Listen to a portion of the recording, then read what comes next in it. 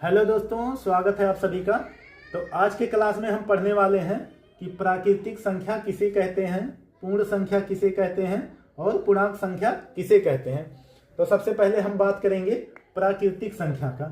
तो दोस्तों, प्राकृतिक संख्याएं जो होती हैं वो एक से शुरू होती हैं, यानी 1 2 3 4 5 6 7 8 9 10, यानी एक से लेके अनंत तक की संख्याओं को, यानी एक से लेके हजारों लाखों करोड़ों अरबों खरबों जितनी भी संख्याएं दुनिया में बनी हैं, एक से लेके अनंत तक सभी संख्याएं जो हैं वो प्राकृतिक संख्याओं के अंतर्गत ही आती हैं।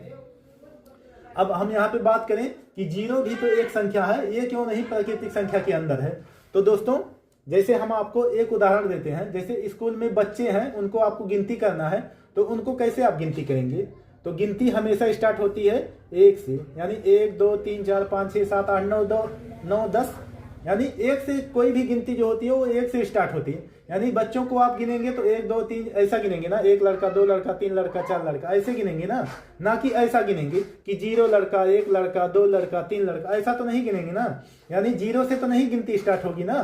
तो इसीलिए जो प्राकृतिक संख्याएं होती हैं वो गिनती वाली संख्याओं को प्राकृतिक संख्या कहा जाता है। तो गिनती वाली संख्याओं में जीरो नहीं आता है दोस्तों, इसीलिए जीरो एक प्राकृतिक संख्या नहीं है। अब बात करेंगे हम पूर्ण संख्याओं का।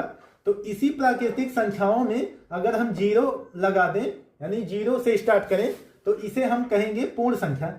यानी अगर प्राकृतिक संख्याओं में जीरो भी आ जाए तो ये हो जाएगा पूरा का पूरा पूर्ण संख्या, यानी अब कोई भी संख्या नहीं बची है जो इसके अंतर्गत ना हो। यानी 0 1 2 3 4 5 6 7 8, यानी अनंत तक की संख्याओं को हम पूर्ण संख्या कहेंगे, जिसमें जीरो भी मौजूद रहेगा।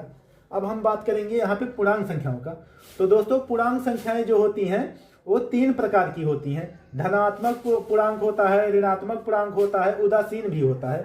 तो हम बात करेंगे यहाँ पे धनात्मक पूर्णांक की। तो दोस्तों, धनात्मक पूर्णांक होता है 1 2 3 4 5 6 7 से लेके अनंत तक की संख्याओं को धनात्मक पूर्णांक होते हैं, क्योंकि ये देखिए 1 2 3 4 5 6 7 ये सभी प्लस संख्याएं हैं। अब यहाँ पे बात करेंगे धनात्मक से इधर आएंगे, तो देखिए धनात्मक के इधर आएंगे 0 है फिर 1 है, यानी ये देखिए माइनस से शुरू हो गया, -1 -2 -3 -4। अब ये माइनस में भी ये अनंत तक जाएगा दोस्तों। तो ये जो है माइनस में जो भी संख्या जा रहा है -1 से लेके अनंत तक, इनको हम पढ़ेंगे ऋणात्मक पूर्णांक। अब देखिए बीच में बैठा हुआ है गोला, यानी जीरो। तो जीरो दोस्तों जो होता है वो उदासीन होता है, ये ना धनात्मक के अंदर आता है ना ऋणात्मक के अंदर आता है, इतना याद रखना दोस्तों। तो जीरो जो है वो उदासीन रहता है, ये धनात्मक भी नहीं होगा ना ऋणात्मक होगा।